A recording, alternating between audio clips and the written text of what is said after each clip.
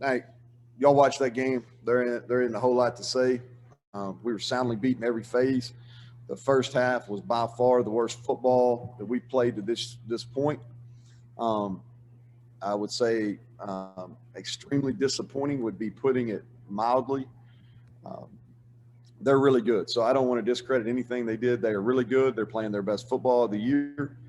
They played very well last week, and they carried that over. Um, and I thought they were the more disciplined team. They were the more physical team. They dominated on both line of scrimmages, and it wasn't even close. And so, credit to them. Matt's done a tremendous job here. They're in year 5. They're going to the championship game. He's steadily gotten better each and every year. And last year, just reading coming in the game, he talked about how had restructured some things to make sure they played better down the stretch. And whatever they did worked, because I thought that was as good as they've seen, good as they've looked on film. And so credit to them. Not our best performance. I didn't think that our guys came out and we didn't coach good enough, didn't play good enough. And with that, I'll take questions. Okay, thank you, Coach. Our first question will be from Greg Hunter. Go ahead, Greg. So Neal, you already talked about the getting beat up front, but is that part of the run game's inefficiency? And you guys have been up and down with that this year. Sometimes good, sometimes struggled. So was that part of your issues? You just couldn't get the blocks you needed. We couldn't sustain it all. Greg, you watched it probably the whole thing, and the line of scrimmage moved back almost every single. We had one drive there where Letty hit some good runs. I think they had their twos in, the 2D line for sure. And then they subbed them, the starters back in, but they dominated the line of scrimmage. Early on, they shot their linebackers in gaps, which is something they hadn't done all year. We were trying to double team the down guys because we knew it was going to be difficult for us to maintain some one-on-one blocks, and they shot their linebackers. We switched some things up.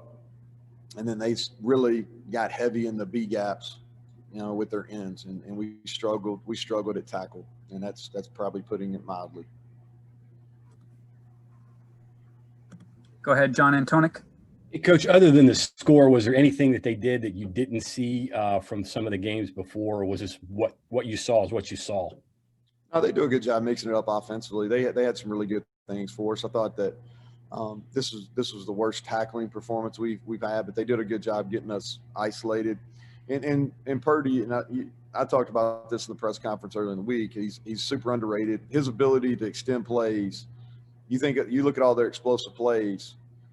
I'm betting, I don't have it in front of me, but I bet over half of those were him extending plays. Whether it's scrambling, which I know he did on a couple third downs and 1/4.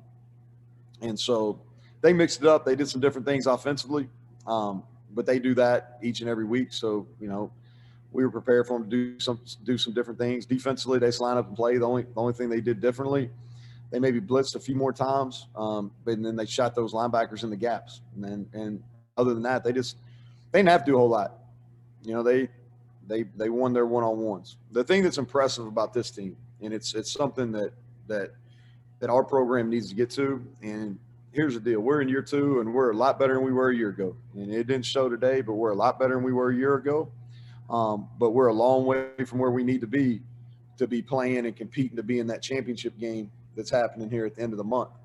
And that was clear today. That was something as a staff I knew, as a coach I knew.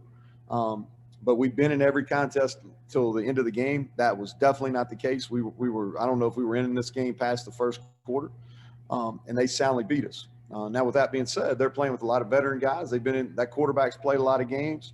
They've had a bunch of off seasons, and that's a big, strong group that's been recruited for 4 and 5 years. So I don't leave this game. I'm not discouraged. I'm upset. I'm disappointed how we play. I'm not discouraged. This ain't going to set us back from a program standpoint. It has brought to light some things that we already know, and we've got a lot of work to do. Hey, Coach, real quick, is this physically how you want your team to look in a couple years? There's a lot of things they do in this program that I respect, that I think that we've got to mirror at our place to get where we want to be. Next question is from Charles Montgomery. Coach, it was a issue again today. It hadn't been an issue for the last few weeks, but drop passes again with your receivers. And so now it was, like I said, not an issue. So what do you need to do now to go back to trying and fixing that issue with Oklahoma next week? Well, the deal is, it's not about who we're playing next week or who we play today. Is until we make routine plays, we're never going to be as good as we need to be. All right.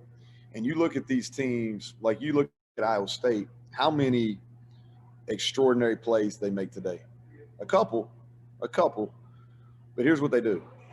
They pay attention to details. They do what they're coached to do, and they make routine plays. Ball's thrown to them, they catch it. Guys open, they connect on the throw. They win their one-on-one battles. Guy in open field, they make a tackle. And that's we've got to do a better job of making routine plays. Drop passes has hurt us in our losses. It hurt us today. It took away some scoring opportunities. That's not the reason we lost the game, but it did take away some scoring opportunities. We had two, and we had a definite drop on fourth down. We had, I don't know. We probably had 4 or 5 today. Kevin Kinder. Neal, you went with a 4-man defensive line today. What was the thinking behind that, and any early returns or thoughts on how you think that worked?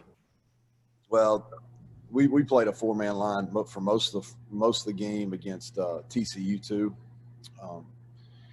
and so they do a good job up front. We knew they were going to try to run the ball. We felt like we had a better chance, and then we had some things, where some guys were out that came back from a contact tracing deal, so we didn't have a full group to prepare. So we just felt like getting our best 11 out there. Our best opportunity with that was going with a 4-down line. Obviously, the results weren't great today. I'm aware of that. Go ahead, Cody Nesper. Neal, I'm sure you don't want to make excuses, but how many of today's issues do you think might stem from not having played in 3 weeks? I don't know. I mean, I could sit here and give you a bunch, but it doesn't matter. You know what I mean? It doesn't matter. Here's the thing. We did not play very well at all the first half. We didn't have a lot of energy. And here's what I think. This is the first time that we've had much adversity. And we had some adversity. We had some calls that didn't go our way. We had some guys that came out and we played against some elite guys. Their running backs are tight ends, and they made some plays. We lost one-on-ones on offense, and things didn't go our way. And quite frankly, we just didn't handle it very well. We didn't handle it very well, and we got exposed in some ways today that we haven't been exposed all year. And did it hurt us not playing 3 weeks? Absolutely. Was that the reason we got our tail kicked today? By no chance. We were out. We were missing some guys. Is that the reason we played poorly? No. Is that the reason no, that's not the reason. Now, did any of that help us? Absolutely not. Would we have been better if we'd have played last week? Yes. Would we have been better if we had everybody? Yes. Is that the reason Iowa State soundly beat us?